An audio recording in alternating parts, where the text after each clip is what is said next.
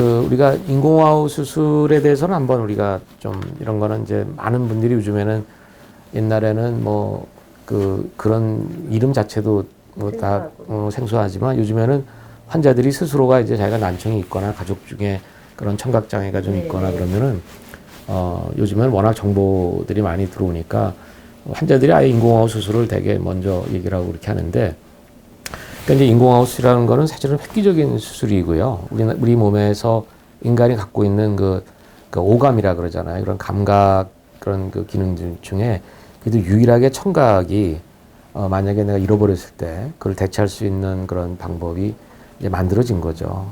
이제 인간이라고 하는 게 이제 그 사회적인 동물이고 가장 중요한 그 사회적인 동물의 중심에는 이제 의사소통이 있는 거죠. 그러니까 듣고 말을 하는 그런, 그러니까 언어라고 하는 걸 통해서 의사소통을 하는데 거기서 이제 듣지 못하는 부분이 있기 때문에 어른들 같은 경우는 듣지 못하니까 이제 내가 말은 하지만은 상대방의 의사를 내가 알 수가 없고, 어린아이들 같은 경우는 아예 언어라는 게 발달이 안 되기 때문에 들어야 우리가 말을 발달하니까, 그러니까 이제 듣지도 못하지만은 자기가 표현하는 것도 표현하는 언어 자체도 발달이 안 되고, 그러니까 이제 청각이 장애가 있다는 거는 인간이 이제 사회적인 동물로 사회에 들어올 수 있는 그 가능성을 이제 완전히 배제하는 게 되기 때문에 다행스럽게 이제 그게 해결이 된 부분이 있는 거죠. 그래서 이제 태어날 때 이제 완전히 청각을 갖고 있지 않더라도 이제 그 중에 대부분이 이제 달팽이관이라고, 달팽이관이라는 게 이제 소리를 들으면 고막을 통해서 들어와서 달팽이관에 있는 청각 세포들이 소리를 받으면 걔네가 이제 신경에 연결이 돼서 전기줄처럼, 그러니까 이제 이런 전등과 같은 역할을 하는 거죠. 전기가 연결이 돼 있고. 근데 이게 이제 달팽이관이 이제 기능을 못해서 못 듣는 게 그런 고심도 난청의 거의 한 95% 정도 되거든요.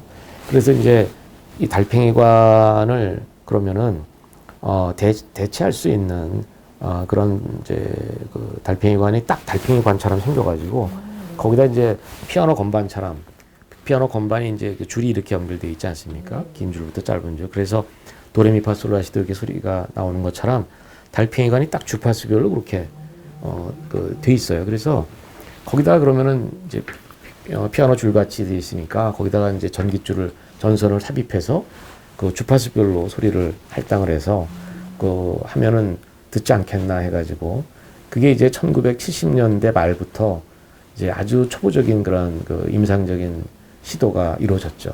그래서 이제 80년대 들어와가지고 이제 아까 말씀드린 하우스의 클리닉이라는 데서 이제 최초로 이제 성인한테 이제 수술을 받고 사람이 이제 듣고 의사소통할 수 있는 아주 획기적인 방법이 만들어진 게 이제 80년대 초, 그리고 이제 90년대 초에는 이제 어린아이들한테 이제 적용할 수 있게 이제 이렇게 돼서 지금 이제 이미 한 40년 정도 이상 임상적으로 발전이 돼 있는 거죠. 그러니까 그래서 처음에는 완전히 청력을 달팽이관을 잃어버려서 뭐 그런 사람한테 이제 소리를 듣게 해주는 걸로 시작이 됐지만 이게 이제 시간이 지나면서 점점 그러면 청력이 하나도 없는 사람이 아니더라도 그러면 20% 30% 듣는 사람도 해도 되나? 그러니까 20, 30% 들어가지고는 안 되잖아요, 우리가. 그러니까 이제 그런 사람도 하기 시작했고, 그러다 보니까 이제 점점 이게 높아져가지고, 그럼 한 50% 남아있는 사람, 그 사람도 해야 된다. 근데 이제 그러면 한 60% 어떻게 되느냐, 70% 어떻게 되느냐, 이게 자꾸 이제 올라가는 거예요. 근데 문제는 청력이 많이 남아있는 사람들 같은 경우에, 아무래도 아주 굉장히 가는 작은 공간에 아주 연약한 조직으로 되어 있는 인체 안에 있는 조직에 전선 같은 거를 갖다가 그걸 전극이라고 하는데 그렇게 집어넣으면 안에 게 다 망가지잖아요. 그러니까 아예 처음부터 100% 망가진 사람들은 그냥 상관없이 그냥 그걸 집어넣는데, 이 청력이 많이 남아있는 사람들은 괜히 그거 하고 나면 청력이 없어지면, 아니 50% 듣던 사람이 50%가 없어지고, 물론 한 70%가 생기지만 조금 그 기계를 항상 24시간 착용할 수 있는 게 아니니까, 또 그거를 수술만 끝나는 게 아니라 외부 장치가 있거든요. 이렇게 보청기처럼 착용을 해야 된단 말이에요. 그럼 밤에 잘 때도 뭐 빼놓고 자야 되고, 또 내가 샤워를 하거나 물속에 들어갈 때 이럴 땐 사용하지 못하잖아요. 그러니까 그래서 정력이 많이 남아있는 사람들을 하기에는 좀 이게 부담이 되기 시작한 거죠. 그러면 이제 그런데 어떻게 우연히 수술을 하면은 청력이 다 안에가 망가질 거로 생각하고, 근데 우연히 어떤 사람을 해보니까 청력이 좀 남아 있는 거예요. 그 외국의 경우에. 그래서 이제 그러면 인공호흡 수술을 이렇게 안에다 달팽이관에다 이렇게 이런 걸 집어넣어도 이게 안에가 100% 망가지는 건 아니구나. 기존의 기능이. 네, 그렇죠. 조금 남아 있는 게. 네. 처음에는 뭐 거의 뭐 그 남아 있는 건 아무 의미도 없는 거니까 그냥 무시를 했는데, 옛날에는 그냥 뭐 집어넣기만 하면 된다 그래서 그냥 삽입을 했는데, 이건 굉장히 아주 조심스럽게 이렇게 하면은 좀, 그랬더니 좀 결과가 좋은 거야. 그러면 넣는 전극 자체도 조금 가늘고 아주 부드럽게 만들면은 더 가능성이 있지 않을까. 그래가지고 이제 그걸 만드는, 개발하는 회사들에서는 그러면 이거를 청력을 보존할 수 있는, 그리고 남아있는 잔존 청력을 보존하는 방법이라고 얘기를 하는데, 그 잔존 청력 보존하는 게 만약에 가능하면 인공호흡을 받는 극소수의 사람들이 받았는데, 이제는 청력이 남아있는 사람들이 그래도 더 잘 들으려고, 그래서 제가 이제 외국에 나가서 이렇게 보니까 일부 아주 극소수의 의사들이 그에 관심을 갖는 거를 이제 알게 됐고, 그 제가 이제 2000년도 초반에 이제 인공호흡 수술 이걸 하면서 저도 이제 제 환자들을 이제 다 이제 수술 후에 청력이 남아 있는지를 봤더니 한 30-40%, 40-50%가 남아 있는 거예요. 조금씩은. 그래서 이게 완전히 망가지는 게 아니구나. 그래서 이제 그다음부터 이제 저도 그럼 수술법을 어떻게 하는 게 좋겠느냐라고 했는데, 아까 그 정원창을 통해서 이렇게 한다고 하는 건 뭐냐면은, 그 달팽이관이라는 게 달팽이처럼 뼈로 단단하게 이렇게 안에가 비어 있는 통으로 이렇게 이제 2바퀴 반이 이렇게 돌아가는데, 거기를 이렇게 뚫어야 되지 않습니까? 뭔가 삽입하려면. 그래서 그 단단한 뼈를 이게 드릴로 구멍을 내서 거기다 이렇게 삽입하는 방법을 했어요. 근데 아무래도 드릴을 그 벽을 뚫으면은 손상이 될 거 아닙니까? 진동이. 근데 원래 그 달팽이관에 이 뼈가 아니라 막으로 되어 있는 부분이 하나 있어요. 그 정원창이라고 하는 부분이 있는데, 그 부분은 원래 있는 거야. 그러면 거기는 막이니까, 얇은 막이니까, 고막처럼 생긴 막이니까, 얇은 막이니까 이렇게 절개를 하고 거기다 이렇게 집어넣으면은 뼈를 갈지 않아도. 근데 문제는 뭐냐면 그 정원창이라고 하는 게 수술할 때 이렇게 달팽이관을 이제 그걸 삽입하려고 그러는데, 그 정원창이라는 게 안에 숨어 있어요. 잘 보이지가 않는 거야. 그리고 사람마다 워낙 달라요, 이게. 그러니까 얼굴 위치가 완전히 달라요. 그래서 어떤 사람은 가능한데 어떤 사람은 이게 어려운 거야. 그러니까 이제 일률적으로 이게 돼야지 하는 거지.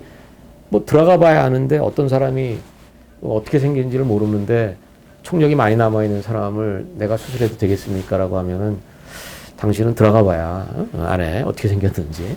그렇게 되면 안 되잖아요. 그러니까 모든 사람한테 아주 일률적으로 이런 그 프린시플이 적용될 수 있게끔 하는 수술 방법이 필요하다 생각해서, 그게 이제 이 정원창을 그럼 어떻게 하면은 100명이면 100명, 1000명이면 1000명 항상 일정하게 그 정원창을 이용할 수 있을까?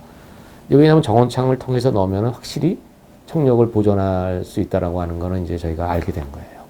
그래서 이제 문제는 100% 정원창으로 할 수 있는 방법을 만들기 전까지는 이 방법을 굉장히 청력이 좋은 사람, 많이 남아있는 사람한테 적용은 불가능할 거다. 그러면 앞으로 미래는 이제 고령화가 되고, 이제 나이가 먹어서 이제 사회생활도 하고 하는 사람들이 늘어날 텐데, 이게 이제 청력이 너무 나빠져가지고 보청기로는 한계가 있는 부분이 있는데, 인공호흡 수술하면 또 나머지 청력이 다 없어지고, 그런 사람들한테 적용하는 그거를 이제 하이브리드 임플란트라고 하는 방법이 이제 개발이 되는 거죠. 그래서 청력이 없는 부분은 인공호흡으로 하고, 청력이 남아 있는 부분은 보청기라고 하는 건 이런 공기 진동, 그 음성이죠.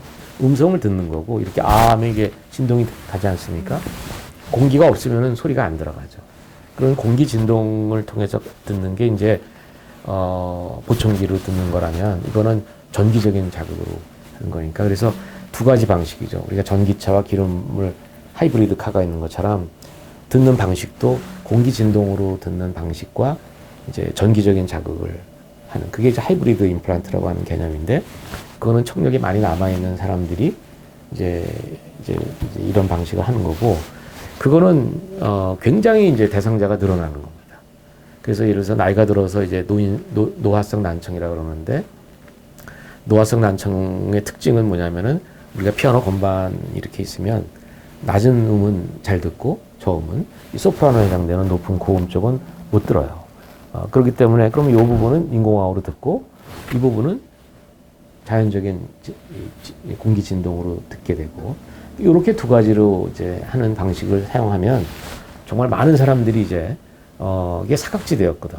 보청기로도 하기가 좀 어렵고 그래서 이제 그런 하이브리드 임플란트를 하기 위한 절대적인 조건은 이 정원창을 통해서 수술하는데 그래서 그거는 이제 그 서전들이 이제 그 수술 테크닉을 개발을 하는 부분을 이제 그건 저희가 이제 제일 먼저 했고 그거를 우리나라에 도입하는데 굉장히 저희가 역할을 많이 했죠.